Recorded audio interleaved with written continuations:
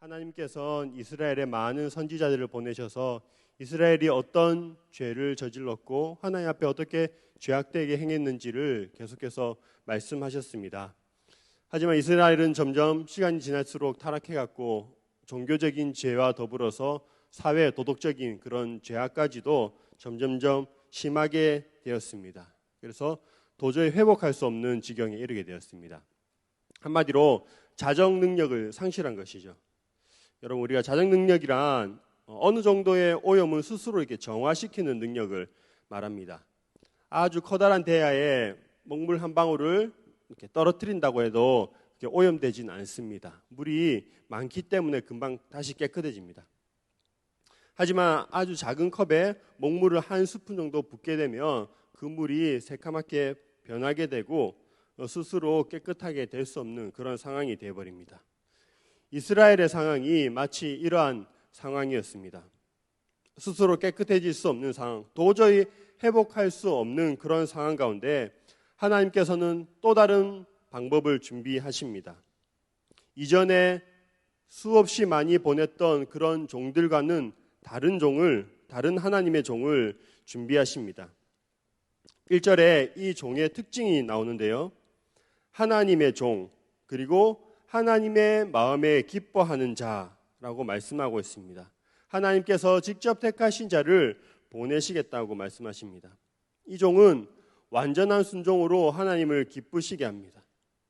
하나님의 능력으로 하나님의 영을 지닌 이 종의 역할은 정의를 베푸는 일이라고 말씀하고 있습니다. 여러분, 이 종이 누구겠습니까? 가까이는 장차 이스라엘을 해방시킬 고레스 왕을 의미하지만 멀리 보면 장차 오실 예수 그리스도를 상징하고 있습니다. 인간 스스로 도저히 빠져나올 수 없는 죄로부터 구원하시기 위해 예수님은 이 땅에 오셨습니다. 여러분, 이사야서를 읽어보면 앞부분의 내용은 아주 절망적인 그런 상황입니다. 죄로 인해 심판받을 것을 말씀하고 있습니다. 조목조목 하나님 앞에서 어떠한 죄를 지었고 그렇기 때문에 어떻게 심판을 당할 것이라는 것을 고발하고 있습니다. 도저히 빠져나갈 구멍이 없고요. 스스로 헤어날 수 없는 그런 수준을 말씀하고 있습니다. 그런 절망의 상태를 말하고 난 뒤에 이제 뒷부분부터는 회복에 대해서 말씀합니다. 사랑하는 성도 여러분, 우리가 사는 이 세상에서는 계속해서 어떤 희망의 메시지를 주고 있습니다. 조금만 더, 지금보다 조금 더 노력하면 잘 될 것이다. 조금 더 부지런하게 살면 이전보다 더 나은 삶을 살 수 있을 것이다 라고 이야기합니다. 맞는 부분이 있지만 죄의 문제에서는 그렇지 않습니다. 아무리 발버둥 쳐도 스스로는 빠져나올 수 없는 그런 죄의 늪에 우리는 빠졌습니다. 그런데 아이러니하게도 우리가 우리 스스로 구원하지 못한다는 것을 깨닫는 그 순간이 바로 구원의 빛을 발견하는 순간입니다. 우리는 구원의 감격을 누리기 전에 이런 깊은 절망을 경험해야 하고 또 구원받은 자들은 그런 절망을 경험한 사람들입니다. 배고픔을 느껴야 음식의 소중함을 알 수 있듯이 우리 자신 스스로 깊은 절망에 빠져야 구원의 소망을 발견하게 되는 것이죠. 내 안에서 어떤 나의 내부적인 힘이 아니라 외부로부터 온 어떤 힘, 즉 누군가에 의해서만 우리가 건짐을 받을 수 있다는 사실을 깨닫게 되는 것입니다. 여러분, 우리가 성경을 읽을 때 예수님을 믿은 지 얼마 안 된 분들, 초신자분들은 신약 성경을 먼저 읽는 경우가 있습니다.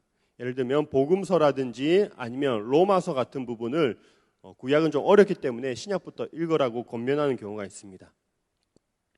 그러나 진짜 구원의 의미를 우리가 깨닫기 위해서는 구약부터 창세기부터 꾸준히 차근차근 읽어 내려가는 것이 더 좋다고 생각합니다. 왜냐하면 인간이 실패한 이야기들, 심판의 메시지들, 조금 나아지는 것 같지만 또 시간이 지나면 또다시 죄의 굴레를 반복하는 그런 모습을 보면서 절망해야 하기 때문입니다. 그런 깊은 절망감 끝에 예수 그리스도를 통한 그 복음의 메시지를 받아들일 때야 진짜 구원의 감격을 누릴 수 있습니다. 오늘 말씀에선 하나님께서 정의가 사라진 곳에 그곳에 다시 정의를 세우겠다고 말씀하십니다. 그런데 이 세상의 방식과는 전혀 다른 방법으로 하나님께서 행하시겠다고 하십니다. 말씀 2절과 3절을 제가 읽어보겠습니다. 그는 외치지 아니하며 목소리를 높이지 아니하며 그 소리를 거리에 들리게 하지 아니하며 상한 갈대를 꺾지 아니하며 꺼져가는 등불을 끄지 아니하고 진실로 정의를 시행할 것이며. 여러분, 우리가 보통 세상에서 옳은 일을 하기 위해서는 목소리를 높입니다. 군중을 모으고 데모를 하고 자신이 정당하다는 것을 큰 소리로 외칩니다. 하지만 하나님께서 보내시는 그 종은 전혀 다른 방법으로 정의를 실현시킵니다. 외치지 않고 목소리를 높이지 않습니다. 겸손한 종의 모습을 보이는 것이죠. 정말로 약해 보이는 그런 모습이지만 이것이 하나님께서 택하신 방법이었습니다. 실제로 예수님께서 십자가에 달리실 때 반항하거나 큰 소리로 외치지 않았습니다. 도수장에 끌려가는 어린 양처럼, 그리고 털 깎는 자 앞에서 잠잠히 있는 그 양처럼 침묵하셨습니다. 자신의 목소리를 크게 드러냄으로 인해서 정의를 외친 것이 아니라 자신의 몸을 내어드림으로 정의를 스스로 실현시키셨습니다. 우리에게 하나님의 말씀대로 살아가라 라고 그렇게 외치기만 한 것이 아니라 실제로 그렇게 살아가셨고, 또 그리고 먼저 본을 보이셨습니다. 또 어떻게 정의를 실현시키셨습니까? 약한 사람을 도태시키는 것이 아니라 끝까지 품어주시는 그런 방법을 택하셨습니다.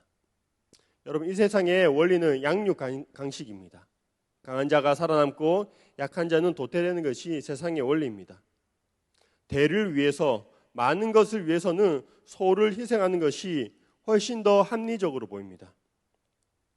재정적으로 어려운 기업이 그런 구조조정의 과정을 통해서 기업을 회생시키는 것처럼 이것은 어떻게 보면 불가피한 일처럼 보이기도 합니다. 때로는 버릴 건 버려야지, 그렇지 않으면 다 같이 죽을 수도 있기 때문입니다. 하지만 하나님은 다른 방법을 택하십니다. 하나님의 나라는, 하나님의 방법은 그 효율성으로만 이루어지지 않습니다. 예수님께서는 한 마리의 양을 구하기 위해 아홉 마리의 양을 두고 가셨습니다. 예수님은 한 영혼이 천하보다 귀하다고 하셨습니다. 100명이든 1000명이든 1명이든 예수님의 관점에서는 모두 동등한 가치를 지니고 있습니다. 그래서 상한 갈대라고 하더라도 함부로 그것을 꺾어버리지 않는다는 것이죠. 사랑하는 성도 여러분, 이러한 방법으로 정의를 실현하면 어떻게 되겠습니까? 목소리를 내지 않고 또 침묵하고 약자들을 끝까지 인내하면서 품어주면 어떻게 될까요? 세상의 방법대로 하지 않으면 많은 수고와 대가가 따르게 될 것입니다. 다른 방법들보다 훨씬 더 그 시간이 오래 걸릴지도 모릅니다. 하나님의 입장에서 많은 손해를 감당해야 될지도 모르겠습니다. 하지만 하나님께서는 이런 방법으로 회복시키시고 또 구원하시기를 원하십니다.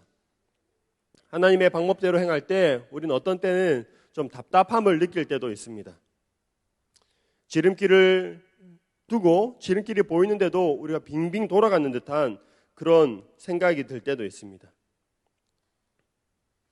살면서 경험하는 것은 옳은 길이 항상 빠른 길은 아니구나라는 것을 생각하게 됩니다.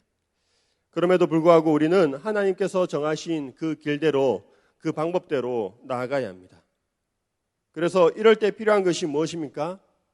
낙담하지 않는 것. 4절에 보면 이렇게 말씀하고 있습니다. 그는 쇠하지 아니하며 낙담하지 아니하고 세상에 정의를 세우기에 이르리니 섬들이 그 교훈을 앙망하리라. 예수님의 사역이 모든 사역들이 항상 인정을 받았던 것은 아니었습니다.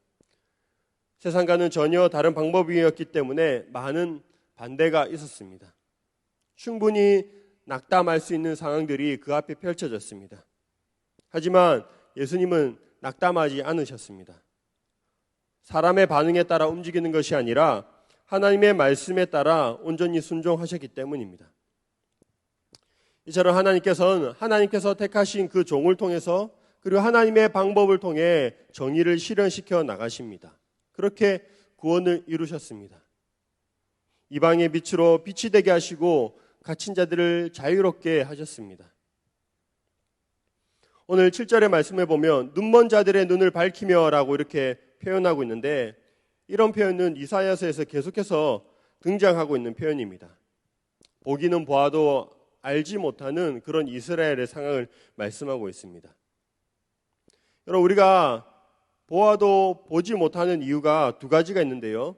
우리의 눈을 감고 있기 때문에, 뜨고 있지 않기 때문에 보지 못하는 경우이고요. 또 하나는 빛이 없기 때문에 어둠만 가득하기 때문에 우리가 보지 못하는 경우입니다.